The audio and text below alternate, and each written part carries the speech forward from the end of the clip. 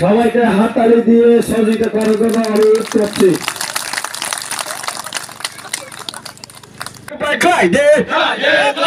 বিশ্রাম বিধানসভা চৌমারে বর্মন মানব দেবর আনাস চিহ্ন উপরে এবং উপেক্ষা পায় খাই দে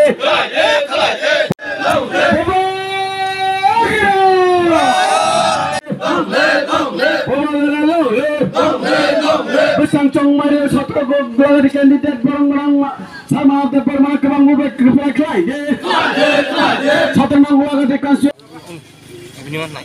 আমাদের এই জারু বাসাই গ্রাম পঞ্চায়েত জারু বাসাই 75 ফ্যামিলি থেকে 75 ফ্যামিলি 270 ভোটার আজকে সিপিএম বিজেপি দল ত্যাগ করে তৃণমূলতে যোগদান করেছেন। ওনাদের একটাই লক্ষ্য, এখন যে সরকার বর্তমান সরকার পাল্টিয়ে দেওয়া, 2018 সালে যে চলো পাল্টে যে স্লোগানকে আবার পাল্টিয়ে দেওয়ার ওনাদের যে লক্ষ্য, এই লক্ষ্য নিয়ে তৃণমূলতে যোগদান করেছে। আজকে যোগদান সভা থেকে রাজ্যবাসীর উদ্দেশ্যে কী বার্তা থাকবে আপনার? একই বার্তা থাকবে, সবাই ত্রিপুরা রাজ্যবাসীকে আমার আহ্বান থাকবো এভাবেই আবার পাল্টিয়ে নতুন একটা জনগণের সাথে একটা সরকার পরিচিত হোক, এই আশা রেখেই আমি আপনাদেরকে আহ্বান রাখছি। আমাদের তীব্রমতা প্রার্থীকে বিপুল ভোটে জয়ী করে নতুন সরকার প্রতিষ্ঠা করার একটা সুযোগ দিন, জনগণের সাথে যাতে স্বার্থ বা যা আশা সফল হোক। মানুষের কাছ থেকে কীরকম সাড়া পাচ্ছেন আপনি? আমার গোলাঘাটি কেন্দ্রে আমরা সাড়া পাচ্ছি। আমরা দেখেছি আমরা যে গোলাঘাটি কেন্দ্রে বিরোধী তীব্রমতা পার্টি বাদে কোনো পার্টির মিটিং মিছিল করতে দেখিনি। নামে শুধু প্রার্থী দিয়ে করে বেসে সোশ্যাল মিডিয়াতে জাস্ট প্রচার এভাবে দেখছি। কিন্তু এখন 16 তারিখ 17 গোলাঘাটি বিধানসভা যে ভোটার জবাব দেবে, এটার ফল আমরা 2 তারিখ পাবো। বিগত সরকার কি কাজ করেছে আপনাদের 17 গোলাঘাটি এলাকার উন্নয়নমূলক কাজগুলো? বিগত 5 বছর তো আমরা কিছু দেখিনি। এই এলাকাটা আমার আসা যাওয়া, এই রাস্তা দিয়ে আগরতলা আমার যাওয়া হয়। আমরা এই এলাকাতে যখন যাই তো আমি ভাবি এই এলাকাতে অনেক পিছিয়ে, কিন্তু অনেক এলাকা দেখলে বোঝা যায় মানে অনেক পিছিয়ে এলাকাটা, বিগত 5 বছর কিছু করেনি, তাই তো এই এলাকাতে অনেক সমস্যা আছে। তাই আমরা এই নতুন সরকার আমাদের তীব্রমতা সরকার পরিচিত হলে এলাকাবাসী যা বঞ্চিত এটা আমরা করে দেব, যাতে বঞ্চিত না হয়। তারা যে আশা এটা সফল আমরা করে দেব। এটা অপপ্রচার চলছে, সোশ্যাল মিডিয়াতে অপপ্রচার করে ভোট আদায় করার একটা লক্ষ্য, কিন্তু আমরা তীব্রমতা কোনো ছিনাতেই হয়নি। কার সঙ্গে জোট হবে, জোট হলে তো আমাদের নমিনেশন দেওয়ার আগে আমরা জোট হয়ে যেত, কিন্তু এটা অপপ্রচার, কেউ কান দেবেন না। এই গুজবে আমরা একাই লড়ছি। গতকালকে তো সিপিএমের যে জিতেন চৌধুরী উনি বললেন যে আপনাদের মহারাজা প্রদ্যুৎ কিশোর দেবগর সঙ্গে কথা হয়েছে এই বিষয় নিয়ে।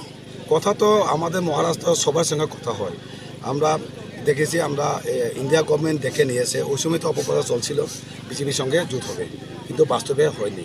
কিন্তু আমরা আমাদের যে মহারাজ বলেছেন আমরা একেই লড়ব, এখন আমরা একেই পরাজিত করে আমরা সরকার প্রতিষ্ঠা করব।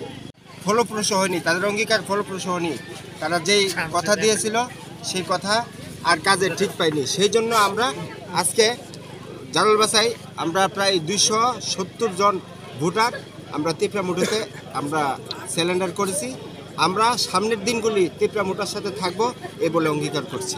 তো বিগত সরকার কি কাজ করেছে আপনাদের এলাকার? বিগত সরকার আমাদের এই রাস্তাটা, আমরা বিগত সরকারের পূর্বে এই রাস্তাটা ভাঙা, আজকে 5 বছর এই রাস্তাটা নিয়ে কত আমরা এই জালালবাসাই থেকে কলোনি পর্যন্ত এই রাস্তাটা নিয়ে 5 বছর আমরা এখানকার মানুষ যে কত লাঞ্ছিত, এটা আমরা হারে হারে টের পাচ্ছি। আমাদের পাড়া গায়ে জলের অবস্থা ভালো না, আজকে ভালো তো কালকে ভালো না, বিদ্যুতের অবস্থাও বেশি একটা ভালো ছিল না। কিছুদিন আগে বিদ্যুতের অবস্থা কিছু একটা ভালো হয়েছে, রাস্তাঘাটের অবস্থা এখনও নাজেহাল, আপনারা দেখেন আসা যাওয়ার মধ্যে।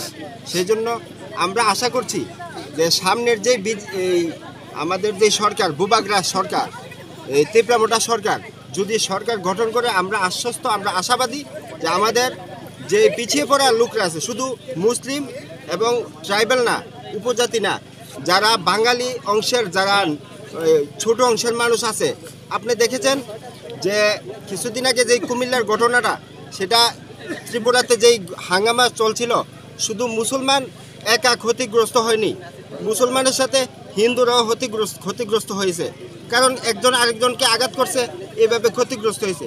এই ব্যাপারে কোনো একটা দলের কোনো একটা নেতা কোনো কথা বলেনি, কিন্তু আমাদের যে বুবাগ্রা মহারাজা উনি এই ব্যাপারে কথা বলেছেন। কারণ এই কথা এইভাবে বলছে যে যেহেতু উনি এই রাজ্যের মানুষের জন্য তার সহানুভূতি মানে মনের মধ্যে তার আঘাত লেগেছিল, সেই জন্য উনি এই কথাগুলি বলেছিল যে আমার রাজ্যের ভিতরে এগুলি চলতে দেওয়া যাবে না। কিন্তু অন্য অন্য রাজনৈতিক নেতা নেত্রীরা এই কথা বলে নাই। সেই জন্য আমরা এই ব্যাপারে আমরা তাদেরকে এই মহারাজার কাছে আশ্বস্ত হইয়া আজকে আমরা সবাই এই আজকের এই মহারাজার সাথে আমরা যোগদান করেছি।